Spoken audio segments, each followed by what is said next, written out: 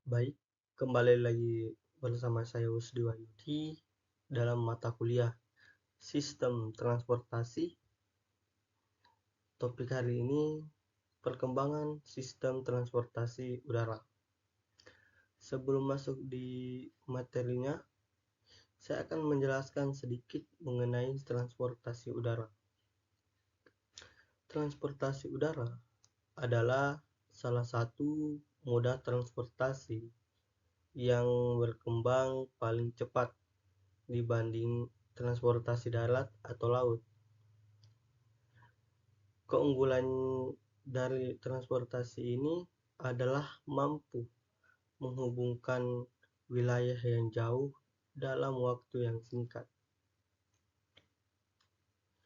Transportasi udara juga merupakan faktor penting dalam globalisasi perdagangan internasional, pariwisata, dan pertahanan negara. Oke, kita masuk di materinya.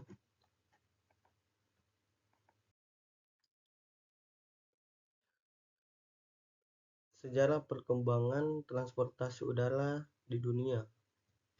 Bagaimana perkembangan transportasi udara di dunia dan awal mula perkembangan transportasi udara di dunia.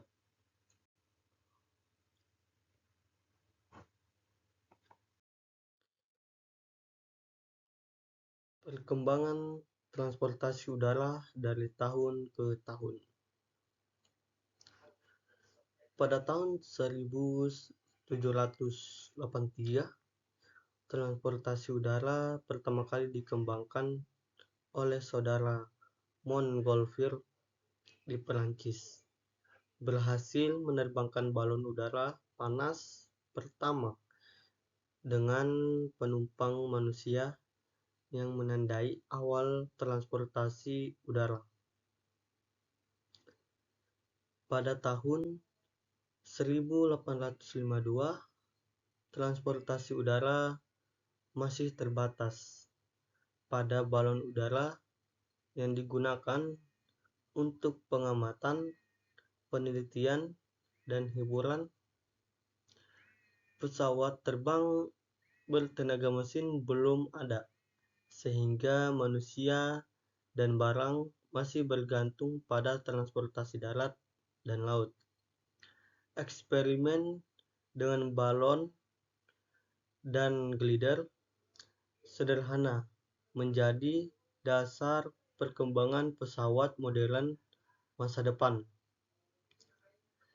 Pada periode ini, transportasi udara masih sangat terbatas.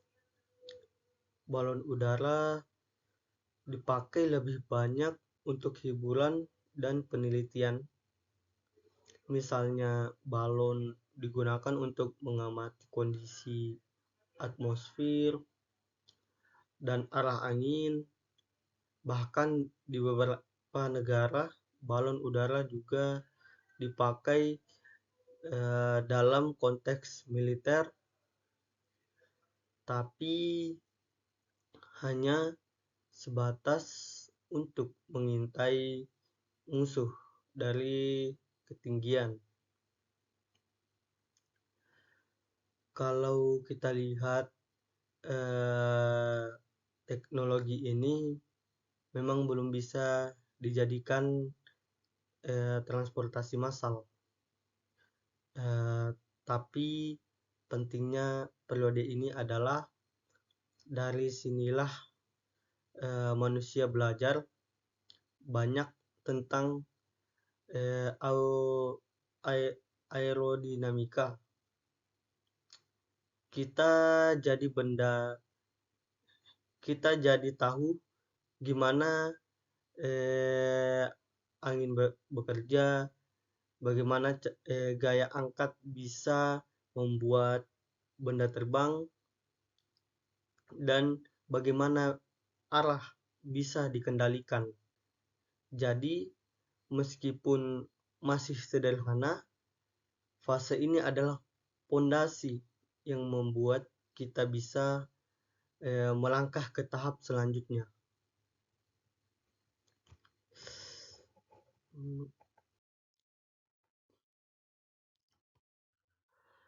Di tahun 1903,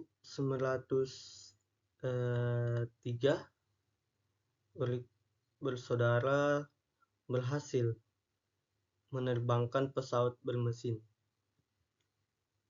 pertama, menandai awal transportasi udara modern dan membuka jalan bagi pengembangan pesawat untuk penumpang dan barang. Transportasi udara mulai digunakan secara lebih praktis dan komersial. Tahun ini dicatat sebagai penerbangan komersial pertama dengan rute pendek di Florida, Amerika Serikat, menggunakan pesawat bertenaga mesin untuk mengangkut penumpang dan surat. Selain itu, Perang Dunia Pertama yang dimulai beberapa tahun kemudian mendorong perkembangan pesawat militer dan teknologi penerbangan sehingga transportasi udara semakin cepat berkembang. Tahun 1903 bisa disebut sebagai tahun emas transportasi udara karena Wright bersaudara berhasil menerbangkan pesawat bermesin pertama di dunia. Pesawat mereka bernama Flair L. Sederhana sekali, hanya bisa terbang dalam waktu singkat dan jarak pendek. Tapi keberhasilan ini membuktikan sesuatu yang sangat penting. Manusia bisa menciptakan mesin terbang yang benar-benar bisa dikendalikan. Kemudian di tahun 1914 itu terjadi penerbangan komersial pertama di Florida, Amerika Serikat. Walaupun rutenya pendek dan penumpangnya masih sedikit, itu juga menjadi awal penerbangan sipil.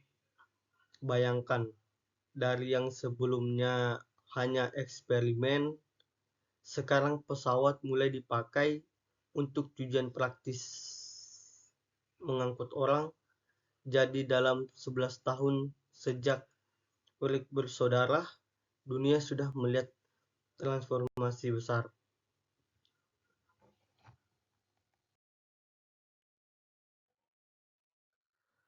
Di tahun 1919,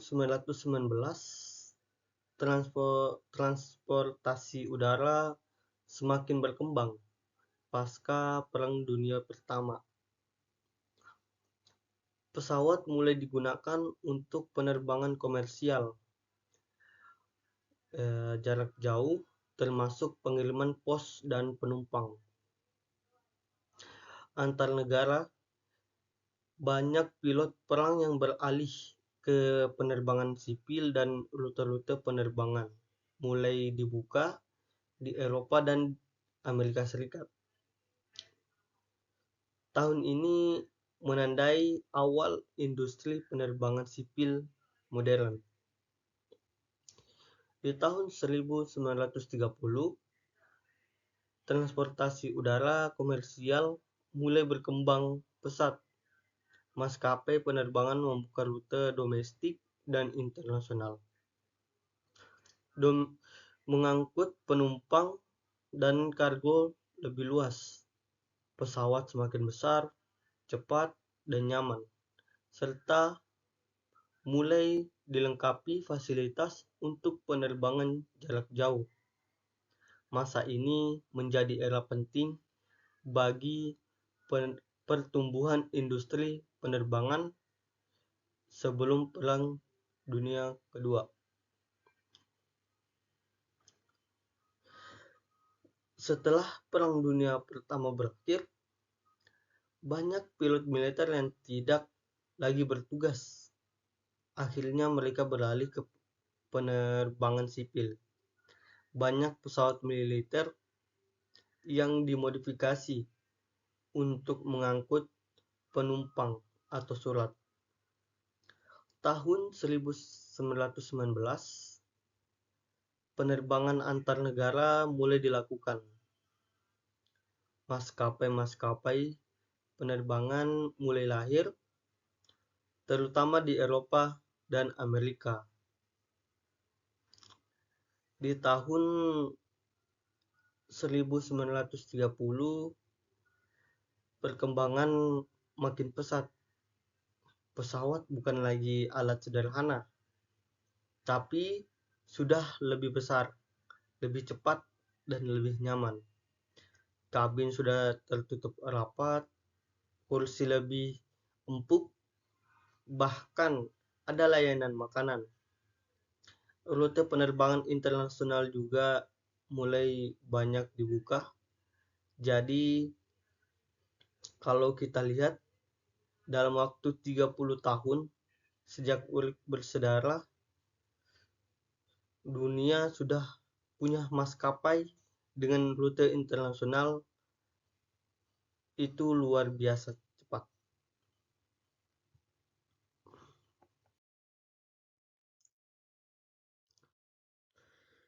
Di tahun 1940, transportasi udara berkembang pesat karena Perang Dunia Kedua. Terutama untuk keperluan militer, teknologi pesawat meningkat pesat, menjadi dasar bagi penerbangan sipil setelah perang. Di tahun 1952, transportasi udara sipil mulai modern dengan munculnya pesawat jet komersial pertama seperti de Havilland Comet. Pesawat jet memungkinkan penerbangan lebih cepat, nyaman, dan jarak jauh, sehingga meningkatkan popularitas penerbangan bagi penumpang dan pengiriman barang, menandai era baru transportasi udara modern.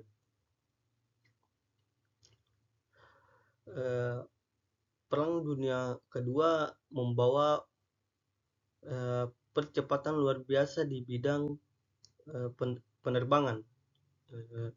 Pesawat tempur canggih, radar, mesin jet, semuanya dikembangkan untuk keperluan militer.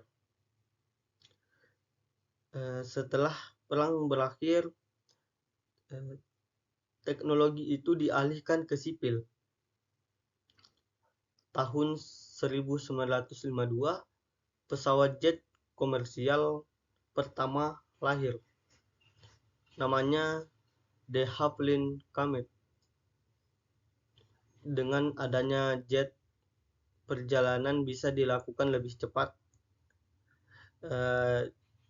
jarak lebih jauh, dan kenyamanan penumpang meningkat drastis.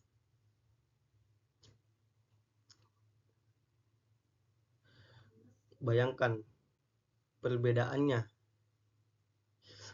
Dulu orang naik kapal laut bisa berminggu-minggu, sekarang dengan adanya jet hanya butuh hitungan jam.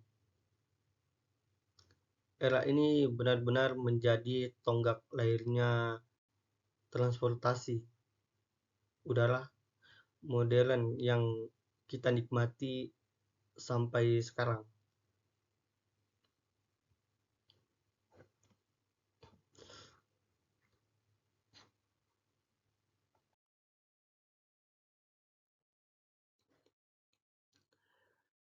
Di tahun 1970, The Having Comet, Inggris memperkenalkan The Having Comet sebagai pesawat jet komersial pertama di dunia.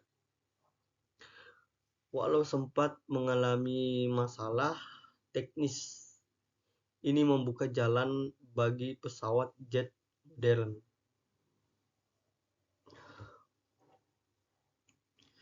Ke tahun 2000, Boeing 747 Jumbo Jet, Boeing meluncurkan 747 yang bisa mengangkut ratusan penumpang jarak jauh. Inilah awal era penerbangan massal global dengan biaya terjangkau. Memasuki tahun 70-an, lahirlah pesawat legendaris Boeing 747 atau Jumbo Jet. Kapasitasnya besar sekali. Bisa mengangkut lebih dari 400 penumpang, bahkan sampai 600 orang. Karena bisa angkut banyak, biaya operasional per penumpang jadi lebih murah. Akhirnya harga tiket lebih terjangkau dan masyarakat umum mulai bisa naik pesawat. Era ini menandai lahirnya penerbangan massal. Pariwisata internasional meledak. Perdagangan antar negara makin lancar dan transportasi udara benar-benar menjadi kebutuhan sehari-hari. Dari situ maskapai besar dunia tumbuh pesat. Rute penerbangan antar benua menjadi hal biasa dan dunia terasa makin kecil karena semuanya bisa terhubung lewat pesawat.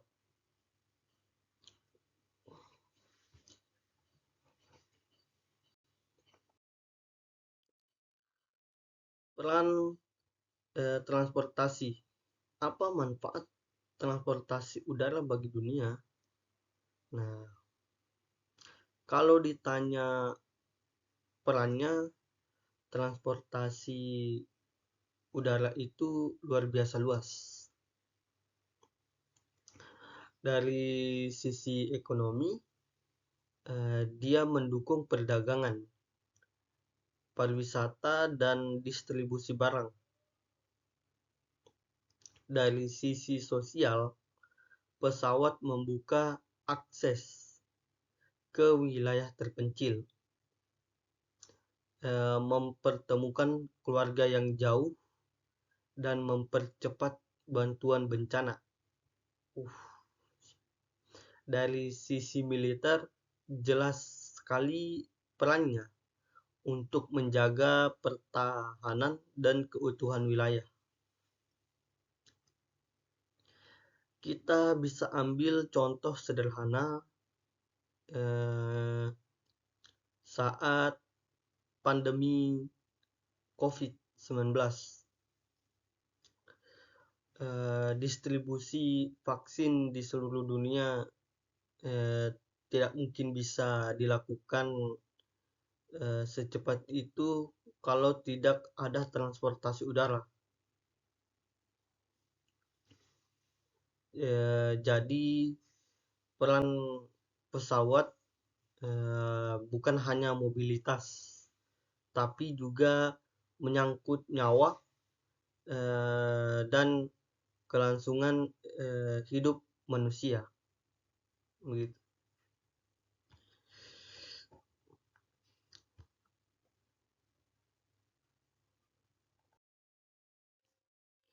Dua fungsi transportasi udara. Yang pertama itu ada unsur penunjang, servicing sectoris. Transportasi udara menyediakan jasa transportasi yang efektif yang dan efisien untuk memenuhi kebutuhan sektor lain. Transportasi udara berperan dalam menggerakkan dinamika pembangunan. Yang kedua, unsur pendorong atau promosi sektor. Transportasi udara efektif membuka daerah terisolasi dan melayani daerah kepulauan, pelosok, serta perbatasan. Memicu produktivitas penduduk daerah dan meningkatkan penghasilan masyarakat dan juga pendapatan pemerintah. Transportasi udara menciptakan multiplier efek yang positif, pemerataan penduduk, penciptaan lapangan kerja yang baru. Transportasi udara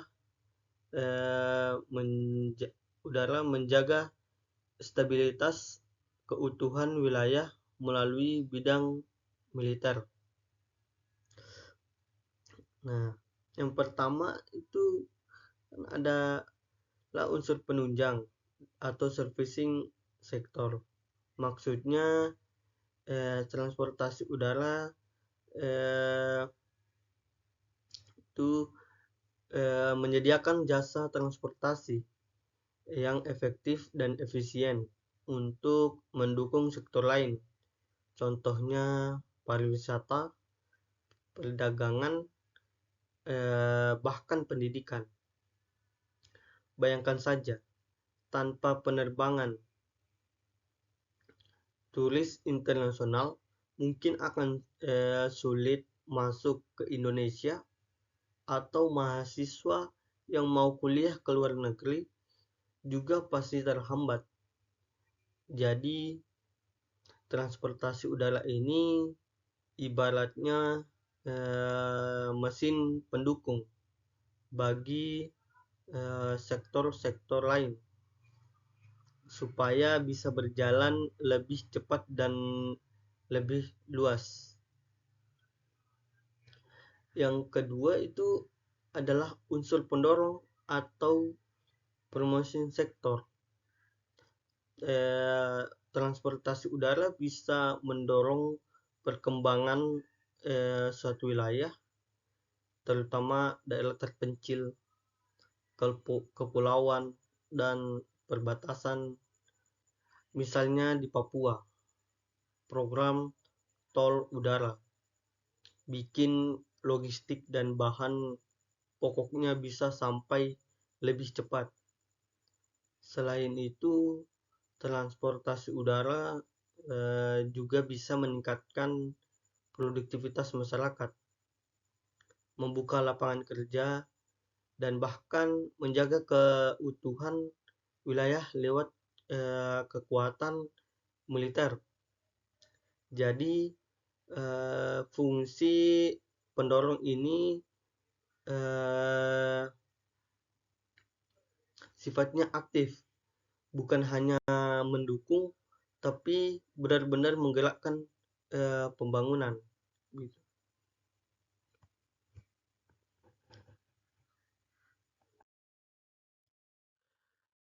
Karakteristik transportasi udara. Bedanya apa dengan transportasi lain? Transportasi udara punya karakteristik yang unik. Keunggulannya jelas, cepat, nyaman, dan bisa menjangkau benua. Tapi ada juga kekurangannya. Biayanya mahal, kapasitasnya terbatas dibandingkan kereta atau kapal, dan sangat bergantung pada cuaca. Kalau ada kecelakaan, dampaknya juga fatal. Jadi kalau transportasi darat itu untuk mobilitas sehari-hari, transportasi udara lebih untuk jarak jauh dan kebutuhan khusus. Itulah kenapa sampai sekarang tiket pesawat masih lebih mahal dibanding tiket kereta atau kapal. Gitu.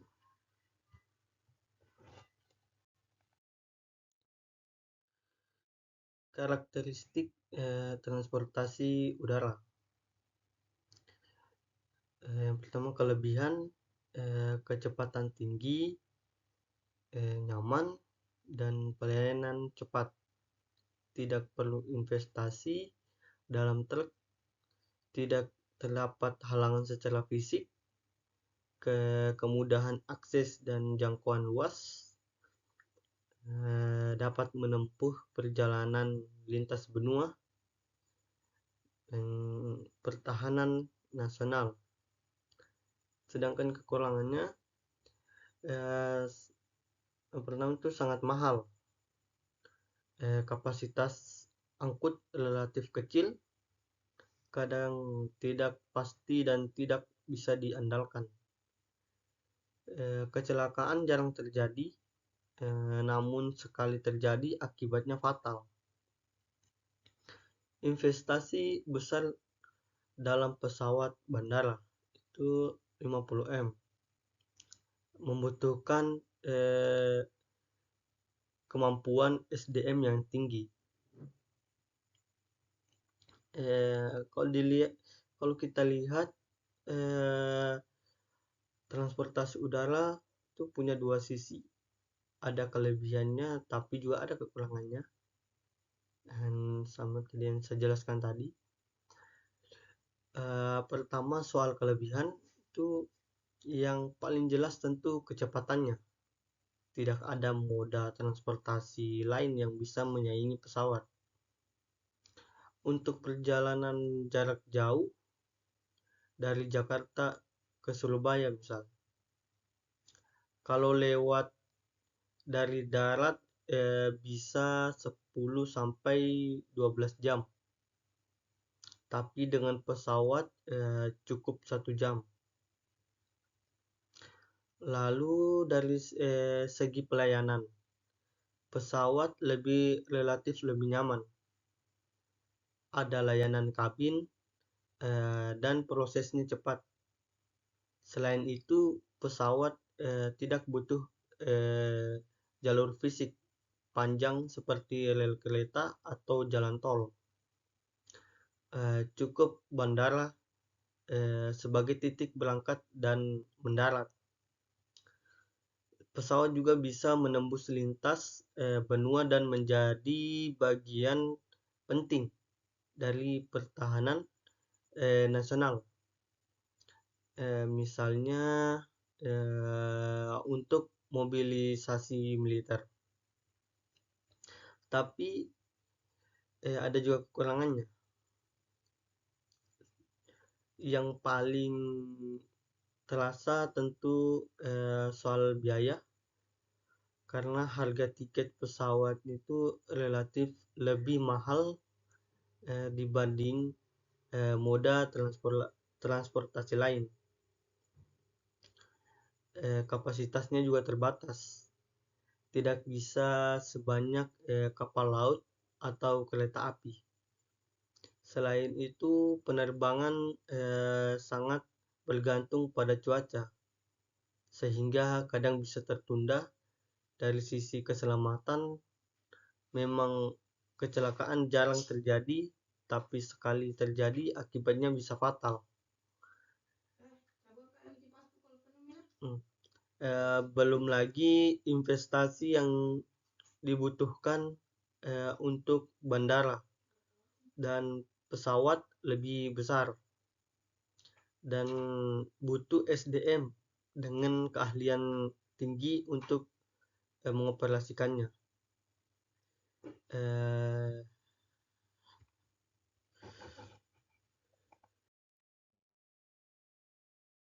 Nah, transportasi udara di Indonesia. Apa saja pembahasannya? Nah, gini. Kalau kita lihat, Indonesia itu negara kepulauan dengan lebih dari 17.000 pulau. Kondisi ini bikin transportasi udara jadi sangat penting. Bahkan bisa dibilang fatal karena kalau kita hanya mengandalkan transportasi darat dan laut, akan ada banyak daerah yang sulit atau butuh waktu lama untuk dijangkau. Sejarah transportasi udara di Indonesia sudah ada sejak zaman kolonial Belanda. Itu sekitar tahun 1928. Maskapai Belanda seperti KLM dan KNILM membuka penerbangan sipil di wilayah Hindia Belanda. Penerbangan ini awalnya terbatas, lebih banyak dipakai untuk kalangan pejabat kolonial seperti orang kaya atau keperluan khusus. Setelah Indonesia merdeka, berdirilah Garuda Indonesia pada tahun 1949. Garuda menjadi maskapai nasional yang melambangkan kedaulatan bangsa kita di udara. Kehadiran Garuda sangat penting, bukan hanya sebagai alat transportasi, tapi juga sebagai simbol identitas negara yang baru merdeka. Memasuki tahun 1980 sampai 1990-an, mulai bermunculan maskapai baru, tapi jumlahnya masih terbatas dan kebanyakan masih melayani rute-rute tertentu. Perjalanan udara pada masa itu tetap identik dengan tiket mahal dan fasilitas eksklusif.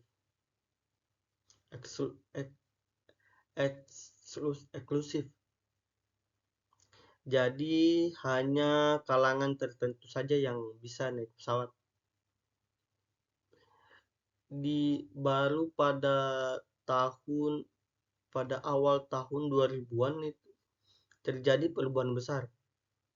Hadirnya maskapai berbiaya rendah atau low cost carrier seperti Lion Air, Sriwijaya Air, dan Air Asia Indonesia benar-benar mengubah wajah penerbangan nasional. Tiket jadi jauh lebih murah, lumayan lebih sederhana, dan penerbangan makin sering tersedia. Kalau dulu naik pesawat identik dengan orang berduit, sekarang mahasiswa pun bisa beli tiket promo untuk pulang kampung. Perubahan ini membuat transportasi udara di Indonesia berkembang sangat pesat. Bandara-bandara semakin sibuk, rute penerbangan bertambah, dan masyarakat luar bisa menjadikan pesawat sebagai moda transportasi utama, bukan lagi barang mewah. Dari sinilah kita bisa lihat transportasi di udara di Indonesia sudah menjadi bagian penting dalam kehidupan sehari-hari masyarakat. Kita lanjut. Perkembangan transportasi udara di Indonesia. Transportasi udara di Indonesia memiliki peran vital karena kondisi geografis negara yang berbentuk kepulauan, terdiri atas lebih dari 17.000 pulau yang dipisahkan laut. Mobilitas cepat antar wilayah menjadi kebutuhan utama, dan pesawat udara menjadi solusi strategis. Nah, kalau kita lihat kondisi geografis Indonesia, transportasi udara memang punya peran yang sangat vital. Indonesia adalah negara kepulauan yang terdiri dari lebih dari 17.000 pulau, dipisahkan oleh laut. Kondisi ini bikin moda transportasi darat tidak bisa menghubungkan semua wilayah. Sementara kapal laut memang bisa, tapi butuh waktu lama. Karena itu pesawat udara menjadi solusi strategis untuk mobilitas masyarakat. Transportasi udara memungkinkan perjalanan dari satu wilayah ke wilayah lain, dilakukan jauh lebih cepat. Misalnya kalau kita mau ke Papua dari Jakarta lewat kapal laut bisa butuh berminggu-minggu, tapi dengan pesawat cukup beberapa jam saja. Itu sebabnya bagi Indonesia yang luas dan kepulauan, transportasi udara bukan sekedar pilihan, tapi sudah menjadi kebutuhan utama. Selain untuk mobilitas orang, penerbangan di Indonesia juga penting untuk distribusi barang dan logistik. Misalnya distribusi bahan pokok, obat-obatan, atau barang kebutuhan sehari-hari ke daerah 3T, itu daerah tertinggal, terdepan, dan terluar. Tanpa transportasi udara mungkin akan sulit sekali memenuhi kebutuhan masyarakat di wilayah terpencil. Jadi bisa kita simpulkan perkembangan transportasi udara di Indonesia itu berjalan seiring dengan kebutuhan untuk menghubungkan wilayah-wilayah yang mungkin dipisahkan oleh laut. Semakin meningkat mobilitas penduduk, itu semakin besar pula peran pesawat udara dalam mendukung pembangunan nasional.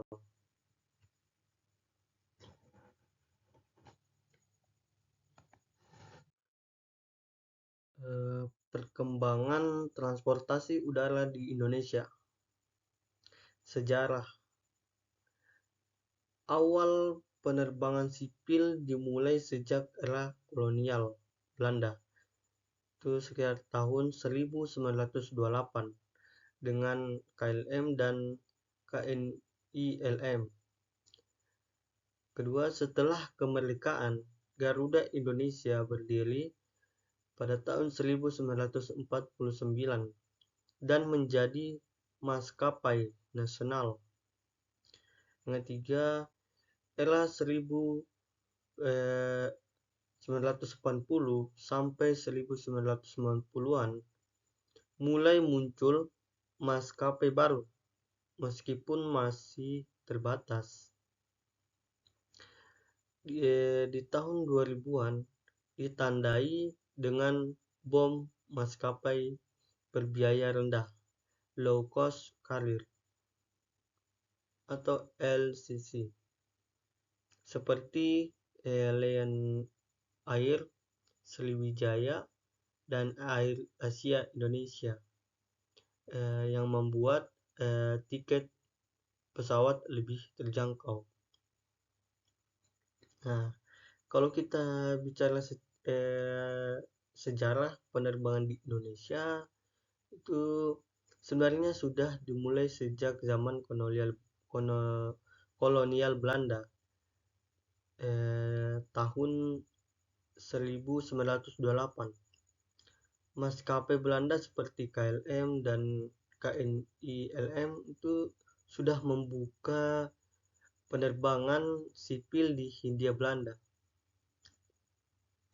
Tapi tentu saja waktu itu penerbangan hanya bisa dinikmati oleh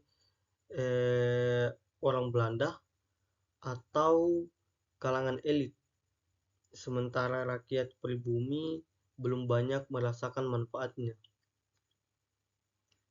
Setelah Indonesia merdeka, barulah kita punya maskapai nasional sendiri.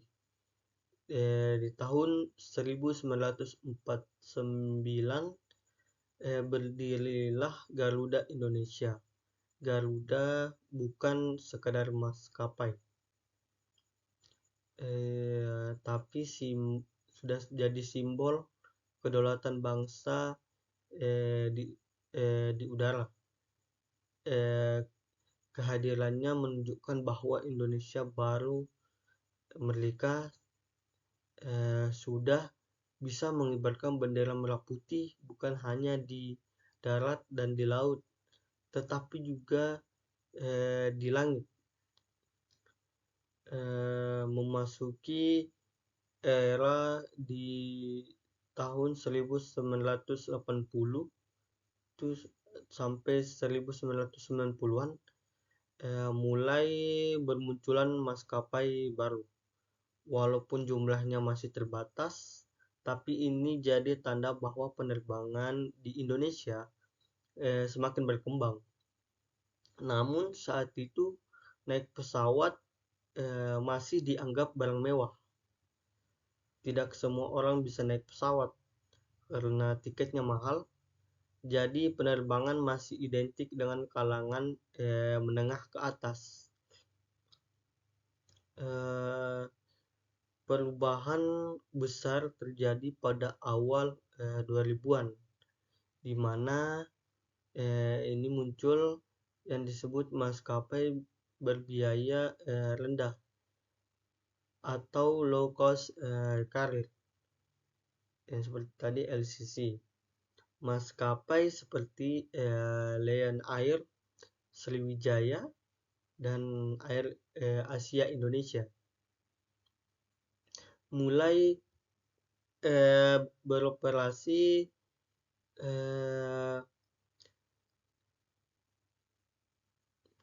kehadiran mereka benar-benar mengubah wajah penerbangan nasional. Harga tiket jadi jauh lebih terjangkau. Kalau dulu naik pesawat hanya untuk orang kaya, sekarang mahasiswa atau pekerja biasa bisa naik pesawat, apalagi dengan tiket promo. Inilah yang membuat penerbangan di Indonesia semakin pesat.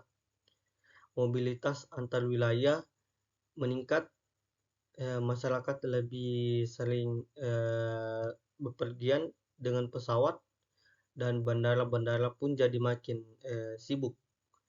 Jadi sejarah penerbangan di Indonesia bukan hanya tentang teknologi, tapi juga tentang bagaimana akses terhadap pesawat berubah dari yang dulu eksklusif, eh, hanya untuk elit, sekarang menjadi bagian dari kehidupan sehari-hari masyarakat luas gitu.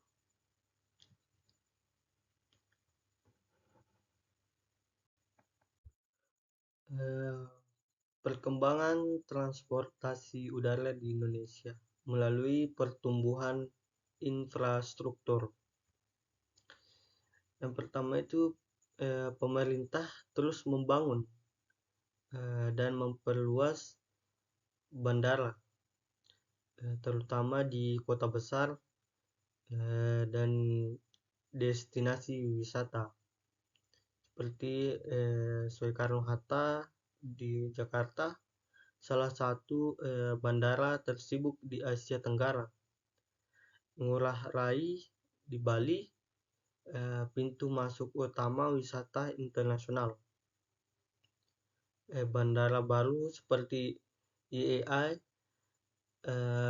Kulon Progo di Yogyakarta, dan Kertajati Majalengka menunjukkan keseriusan pembangunan. Yang kedua, program tol udara di Papua dan wilayah 3T, yaitu tertinggal, terdepan, dan terluar, membantu distribusi logistik dan kebutuhan pokok. Selain maskapai infrastruktur, penerbangan juga terus berkembang di Indonesia. Pemerintah punya peran besar di sini, karena tanpa bandara yang memadai, pesawat secanggih apapun tidak akan bisa beroperasi.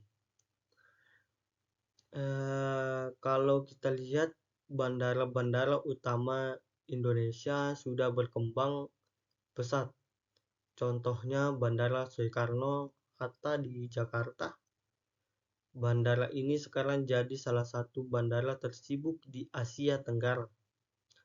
Hampir semua penerbangan internasional dan domestik transit di sini.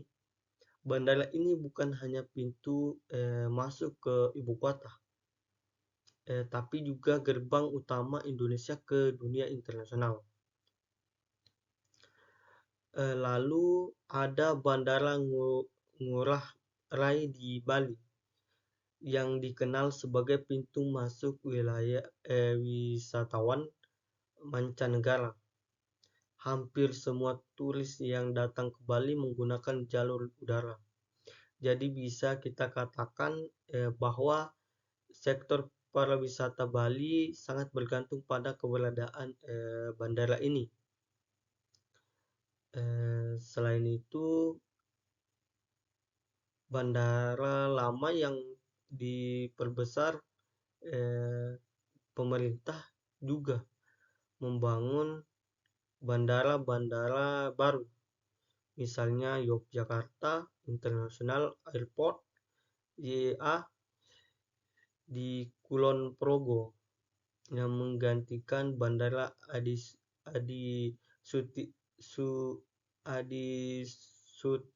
Sucipto. YIA punya landasan pacu lebih panjang sehingga bisa didarati pesawat berbadan lebar.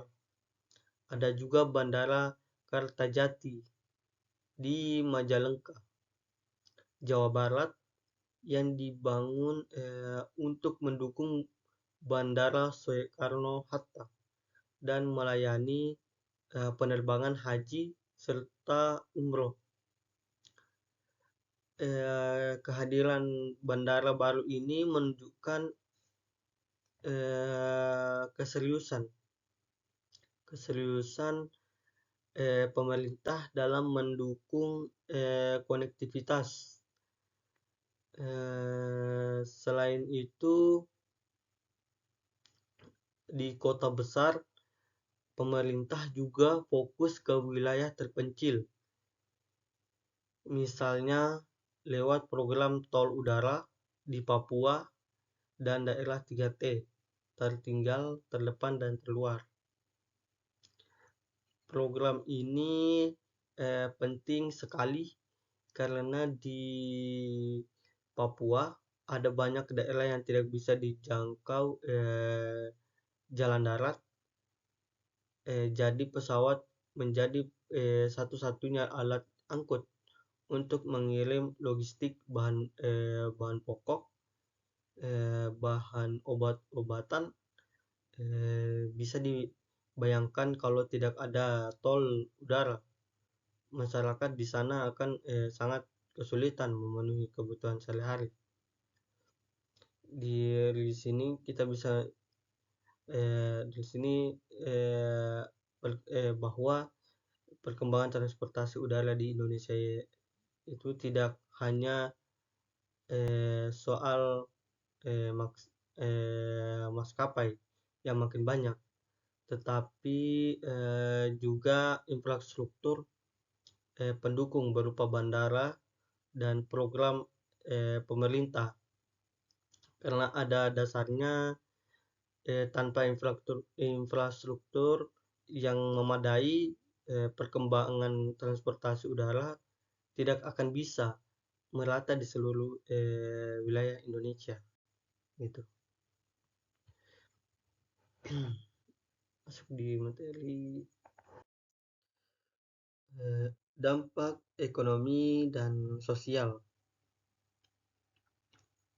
Transportasi udara mempercepat konektivitas dan pariwisata, menjadi tulang punggung sektor wisata. Misalnya di Bali, Labuan Bajo, dan Raja Ampat. Mendorong pemerataan pembangunan karena daerah terpencil bisa terhubung. Dampaknya nyata. Dampaknya nyata banget sekali. Seperti Bali, Labuan Bajo, dan Raja Ampat bisa jadi eksklusif daerah bisa jadi destinasi wisata kelas dunia karena ada penerbangan ekonomi, daerah naik, lapangan kerja terbuka, bisnis lokal berkembang. Dari sisi sosial, pesawat bikin dunia terasa lebih dekat, keluarga bisa lebih mudah bertemu, mahasiswa bisa kuliah ke luar negeri, bahkan bantuan bencana bisa cepat sampai. Jadi dampak transportasi udara bukan cuma ekonomi, tapi juga kehidupan sosial kita sehari-hari.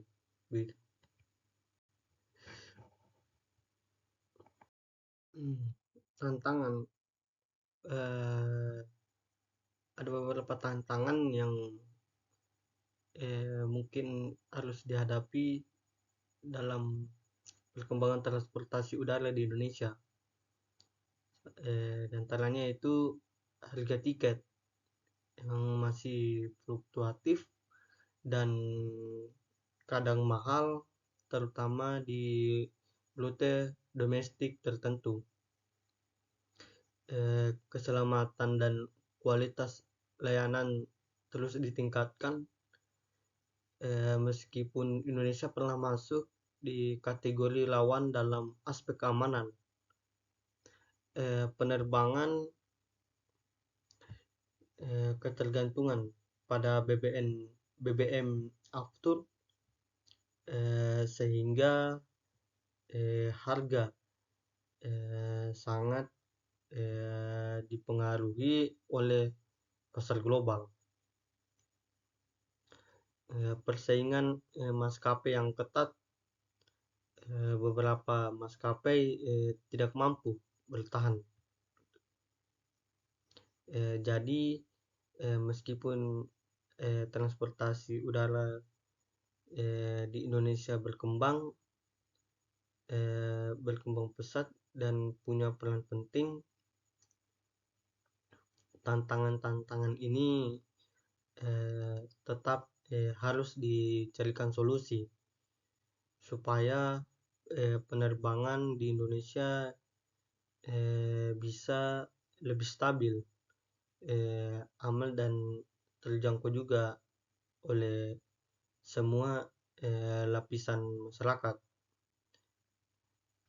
di masyarakat di menengah atas, bawah, begitu.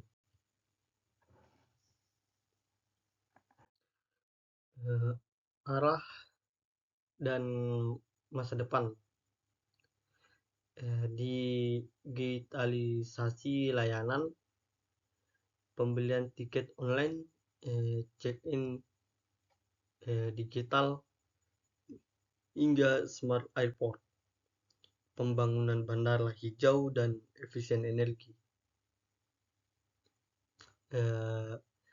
Potensi penerbangan jarak pendek dengan pesawat listrik di masa depan. Integrasi dengan moda transportasi lain, seperti kereta cepat, MRT, BRT, untuk memperlancar perjalanan penumpang. Kalau kita bicara soal masa depan, transportasi udara di Indonesia akan terus berkembang, bukan hanya dari sisi jumlah penerbangan, tapi juga dari sisi teknologi layanan dan keberlanjutan. Jadi arah masa depan transportasi udara Indonesia tidak hanya fokus pada jumlah pesawat atau bandara baru, tapi juga pada digitalisasi, keberlanjutan, inovasi teknologi, dan integrasi dengan moda transportasi lain. Semua ini dilakukan supaya layanan penerbangan bisa lebih cepat, efisien, ramah lingkungan, dan tetap terjangkau untuk masyarakat yang menengah ke bawah, gitu.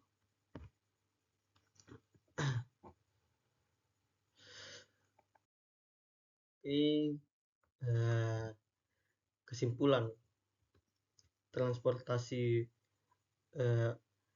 udara di dunia berkembang pesat sejak penemuan pesawat Wright bersaudara di tahun 1903,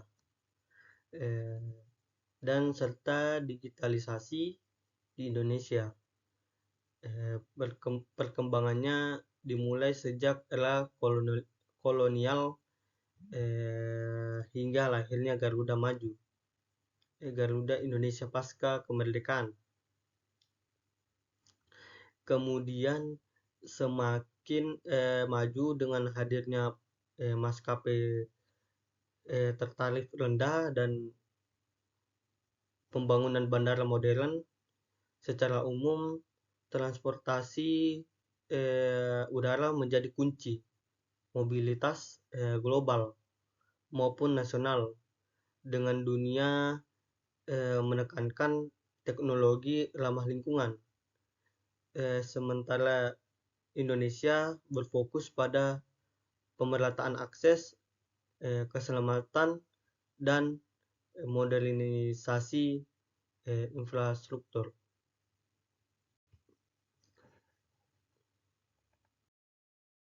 Oke, terima kasih. Mungkin itu saja yang bisa saya presentasikan kali ini. Mungkin jika ada kesalahan, saya minta maaf. Terima kasih banyak. Assalamualaikum warahmatullahi wabarakatuh.